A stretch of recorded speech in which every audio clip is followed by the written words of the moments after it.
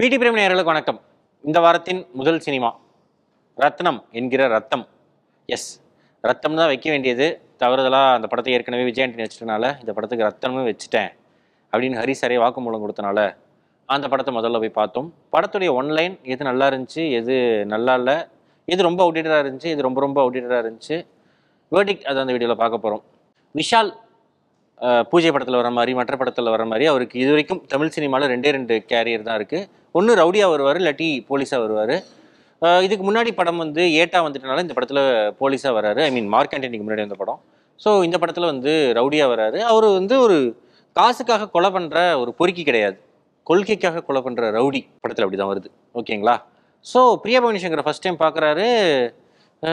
இதே 6 அடி சுருள் முடி நான் எங்கேயோ பார்த்துருக்கேனே அப்படிங்கிற மாதிரியே தேடுறப்ப அவருக்கு ஒரு வியூ கிடைக்குது, திஸ் கேர்ள் அப்படின்ட்டு. ஸோ பிரியா பவானி சங்கருக்கு நிறைய பிரச்சனைகள் வருது. முரளி ஒரு பக்கம் துரத்துறாருன்ட்டு. ஸோ நிறைய பிரச்சனைகள்லாம் இருக்குது. பிரியா பவானி சங்கருக்கான அந்த பிரச்சனை என்ன, விஷால் எப்படி பிரியா பவானி சங்கரை காப்பாற்றுறாரு, விஷாலுக்கும் பிரியா பவானி சங்கருமான அந்த கனெக்ட் என்ன அப்படிங்கிறது தான் ரத்னம். எந்த ஸ்பாய்லரும் சொல்லலை. படத்தில் நல்லா இருந்த விஷயங்கள் என்ன மேன், நீயே ஒன்றும் இல்லைங்கிற. சரி பரவாயில்ல. அதான் படத்தில் நல்லா இருந்த விஷயங்கள் வந்து ஒரு ஸ்டன் சீக்வன்ஸ் இன்ட்ரோலுக்கு முன்னாடி ஹரி அவர்களை 2-3 வாட்டி திரும்ப சொல்லிட்டு இருந்தார், சிங்கிள் ஷாட்டில் எடுத்திருக்கேன்ட்டு. அது உண்மையாக நல்லா இருக்கு. நிறைய கேரக்டர்ஸ், அதை வச்சுட்டு ஒரு லாங்கான ஒரு சீன் அப்படின்னா மினிமல் கேரக்டர்ஸ் வச்சு பிளான் பண்ணுவாங்க, இல்லை ஒரே சமதரையில் பிளான் பண்ணுவாங்க. ஒரு ஜீப்பு போகுது, இங்கிட்டு வந்து இன்னொரு பிரச்சனைகள் நடக்குது, 4 பேர் வழக்கம் போல் பறக்கிறாங்க, ஹரியோடைய ட்ரேட்மார்க்கான 4 பனைமரம் விழுந்து கிடக்குது, 2 பஸ் எரிஞ்சு கிடக்குதுன்ட்டு ஒரு சிங்கிள் ஷாட்டில் அந்த சீன் ரொம்பவே நல்லா எடுத்திருந்தாரு. என்னதான் ஒரு ஆள், ஒரு ரவுடி, ஒரு பொறுக்கி, ஒரு மோசமான ஒரு நபர், 1000 கொலைகள் செய்த அபூர்வ சிந்தாமணியா இருந்தாலும் அந்த பெண் வந்து எப்படியாவது அந்த ஆளைத்தான் உருகி காதலிப்பாங்க அப்படிங்கிற மாதிரிலாம் எடுத்துட்டு இருந்த தமிழ் சினிமாவில் ஹரி வந்து இதெல்லாம் நான் பண்ண மாட்டேன் அப்படின்னு முடிவு எடுத்திருக்காரு. யானை படத்திலும் இந்த மாதிரி சில முற்போக்கான விஷயங்கள் பிளான் பண்ணியிருந்தாரு. இதுலயும் பரவாயில்ல, I appreciate you. Pattukkottai Prabhakar மாதிரியான எழுத்தாளர்கள் கூட நீட் பத்தின புரிதலே இல்லாம கமர்ஷியல் படங்கள்ல அதுக்கு நேர் எதிராக ரொம்ப ஒரு விஷமத்தனமான கருத்துக்கள், இங்க இருக்க டாக்டர்ஸ் எல்லாம் குவாலிட்டி இல்லை அப்படின்ட்டு முக்கியமான படங்கள்ல வசனமா எழுதி ஆஃப் பேக்டு புரிதலோட படங்கள் எடுத்துட்டு இருந்தப்போ நீட்டை பத்தி இவ்வளோ தெளிவோட ஒரு கமர்ஷியல் படத்துல ஹரி எடுத்திருக்கார் அப்படிங்கிறது ஒரு ஆறுதலான விஷயம். படத்துல ஒர்க் ஆகாத விஷயங்கள், ஹரி படம் அப்படின்னா நம்ம சில விஷயங்கள் எக்ஸ்பெக்ட் பண்ணுவோம், சண்டை காட்சிகள் இருக்கும் அப்படிங்கிறதெல்லாம் தாண்டி அதுல ஒரு ஹியூமன் வேல்யூ இருக்கும். நீங்க ஹரியோட எந்த படம் எடுத்துக்கலாலுமே அது இருக்கும். தமிழ்ல இருந்து, ஆறுல இருந்து, சாமியில இருந்து எல்லா படத்துலயுமே ஏதோ ஒரு ஹியூமன் வேல்யூ இருக்கும். அந்த ஹியூமன் வேல்யூக்கு ஒரு கேட்டலிஸ்ட் மாதிரி, ஒரு ஆட் ஆன் மாதிரி தான் ஸ்டன்ட் சீன்ஸ் இருக்கும். ஹரி படத்து டைலாக்காவே சொல்லணும்னா, குடும்பத்துக்குள்ள சண்டைனா யாரு ஜெயிக்கிறாங்கன்னு முக்கியம் இல்லை, யாருமே தோக்கலங்கிறது தான் முக்கியங்கிற மாதிரி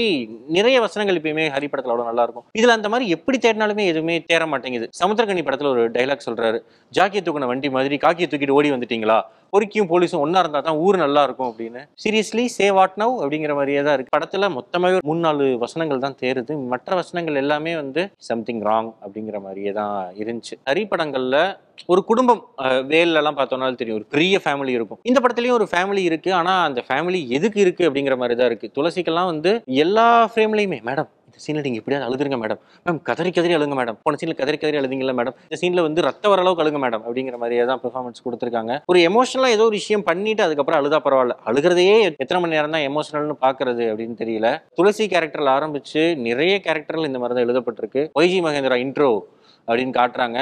போன படத்துல மார்க் ஆண்டனில ஒய்ஜி சார் என்ன பண்ணாரோ அதை விட ஒரு மொரட்டு பெர்ஃபார்மன்ஸ் இந்த படத்துல. கோயில்ல சாமி முன்னாடி தீபாரதனை காட்டுறப்ப சந்தோஷமா தான் இருக்கும்பா, ஆனா அந்த தட்டோட நாங்க போய் காசு கையேந்திரப்போ அது எவ்வளவு வலிக்கும் தெரியுமாப்பா, இந்த இழிநில இருந்து வெளியே வர்றதுக்காக தான் நாங்கெல்லாம் இப்ப படிச்சு முன்னேறி.